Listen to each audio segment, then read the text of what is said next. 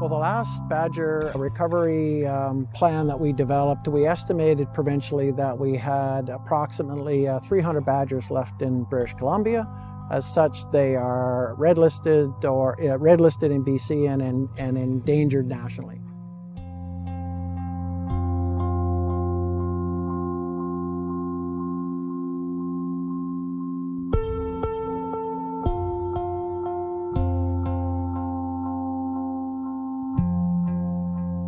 Well, we think one of the main reasons that badgers are endangered in BC is because of roadkill. And badgers don't do well on roads, and they're suffering quite a bit of mortality as such. Approximately 50% of all the animals that we've implanted with radio transmitters have died on the road. But we think that it's probably even higher than that because there are other badgers that are getting injured on the road, crawl off the road and die. And then those animals aren't being returned to us by the public, and therefore we don't know what percentage of the population dies in that fashion. But we do know that roadkill accounts for approximately or even greater than 50%.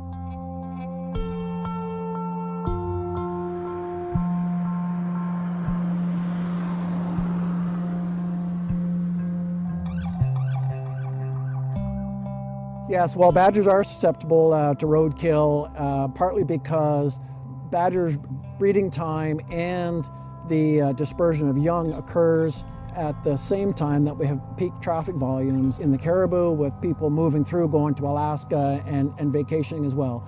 Badgers are nocturnal, so they're mostly active at night, and they're very low to the ground, hard to see, and so that's why we suffer quite a bit of roadkill.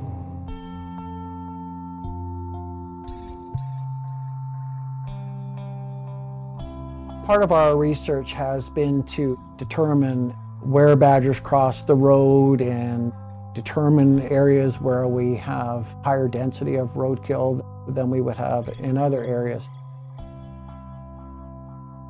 We're hoping there will be specific recommendations as to different measures that we can take, not only when we build roads, but maintain roads and design roads, to actually reduce not only badger mortality, but mortality for many other species as well.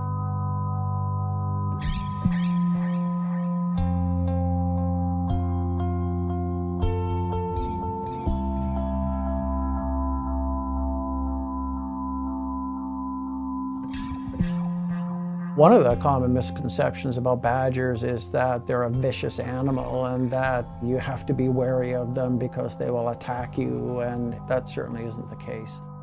Badgers generally don't care about humans, and as long as humans let badgers exist, humans generally will not have a problem with badgers.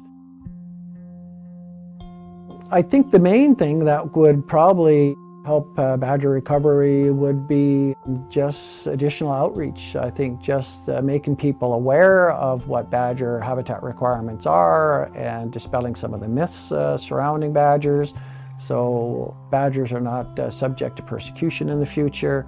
Some small little things like that I think can make a big difference for badgers.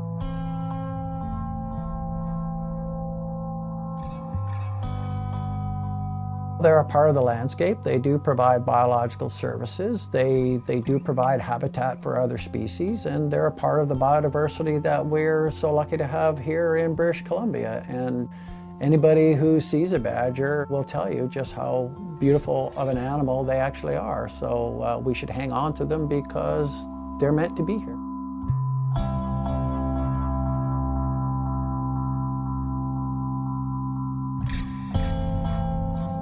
One thing that's never ceased to amaze me in the 30 years that I've been doing this work is that if you give wildlife a chance, they will flourish. And it's the same thing with badgers. If we just let badgers be, and if we let them be on the landscape, they'll do just fine. And their populations will continue to increase. Never ceases to amaze me. Just give them a bit of a break, and what a difference it makes.